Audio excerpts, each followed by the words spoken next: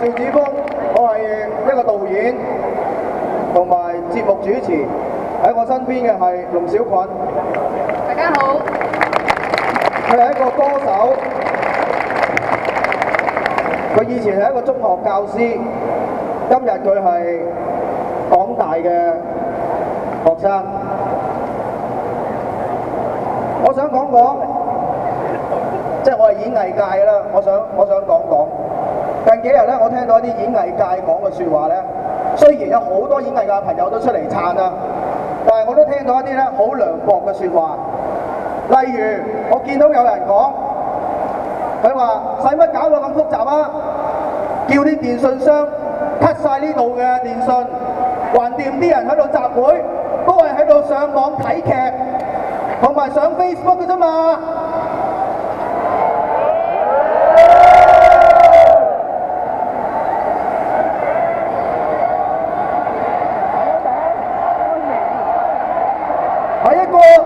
喺一個電視台嘅化妝間裏面，電視喺度播緊相關嘅新聞。嗰一日晏晝係好曬嘅，夜晚落大雨，我唔記得幾多號啦。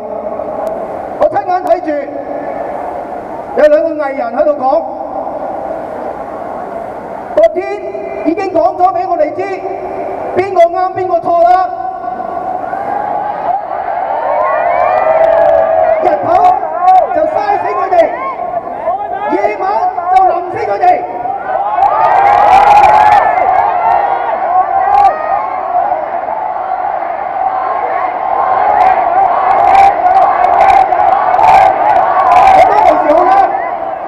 我當其時好嬲，但係我哋冇出聲。我同另外嘅一啲藝人啤住佢哋。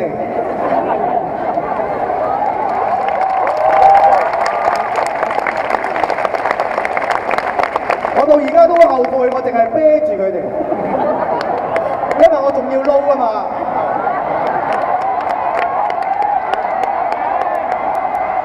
去到夜晚，成班一齊食飯，啲良心藝人又講嘢啦。變咗經濟分析師，佢講我哋阻住條馬路，會對香港有幾大嘅經濟損害，幾咁阻住佢翻屋企。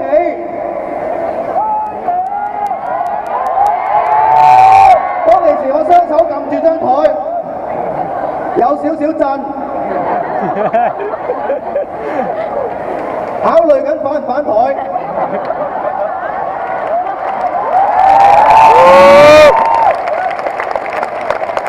坐我隔離，我朋友嚟嘅，佢望住我，相當擔心。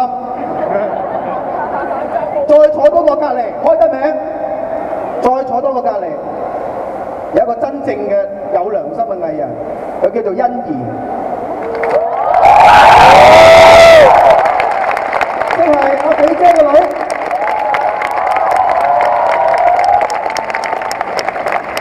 佢講咗一句説話。佢話：我覺得我哋起碼要去爭取啊！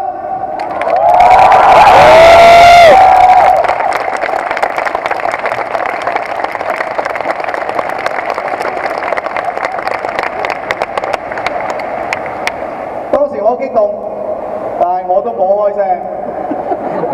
冇錯，我好狗，因為我做一個身份，我係一個經理人，我係龍小菌同埋蝦頭嘅經理人。我唔想因為我衝動搞到佢哋冇得撈，又變相咁講，佢哋冇得撈，我都冇得撈，所以我都覺得自己相當狗。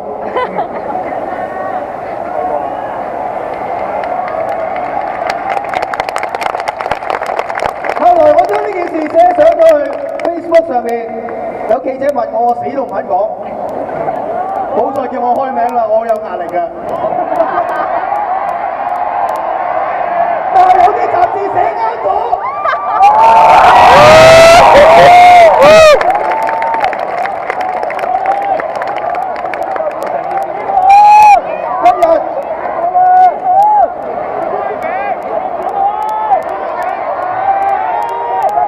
今日龍小菌寫咗一隻寫咗隻歌送俾大家。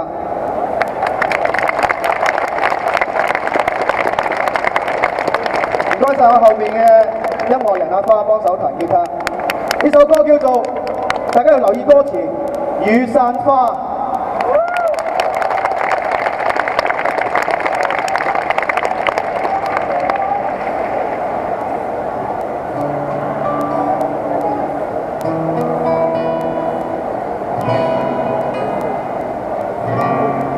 雨傘裏開花，接了風腳下，四散了烏雲，哪怕刺痛跌下。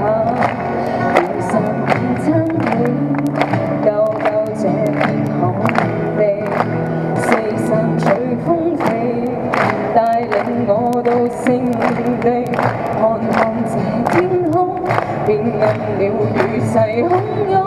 大樹被電光擊中，看看這些花已種滿了我的家，臨行前埋種，種在你腳下。撐起身，前進吧，這小島剛好。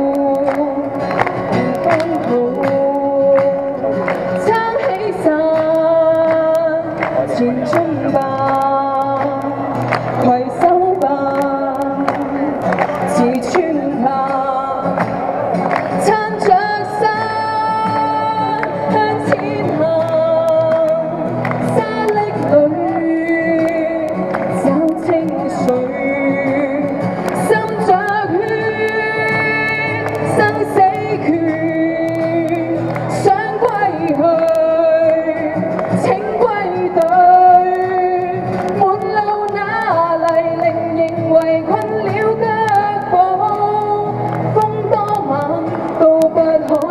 我跌倒，從人潮趕到，越過了晴朗的清早，要多好，有多好，撐着傘向前行，這小島變荒土，撐起傘，前進吧，攜手吧，刺穿它，撐着傘向前行，沙礫裏找清水，心着血，生死決，想歸去，請歸隊。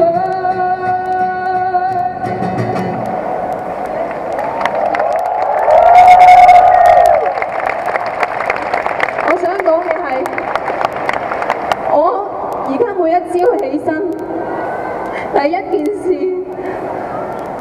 就係打開個電視，睇下到底每一個地區仲有幾多個人喺度，因為我知道每一個香港人，佢哋有佢哋自己嘅工作，有佢哋自己嘅崗位，但係有好多人仍然堅守喺每一個地區。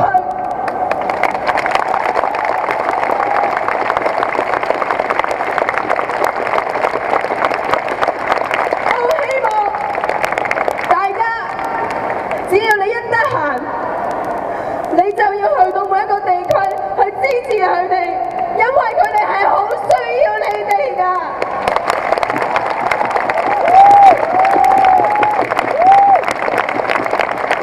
嗰日我哋喺金鐘，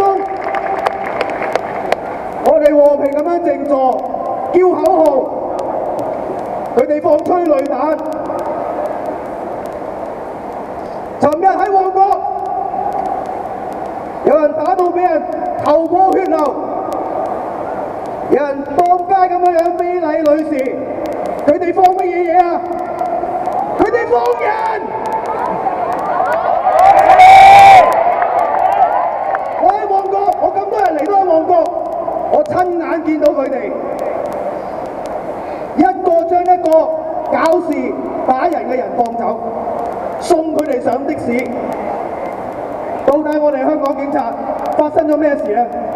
到底佢哋係咪保護我哋市民嘅咧？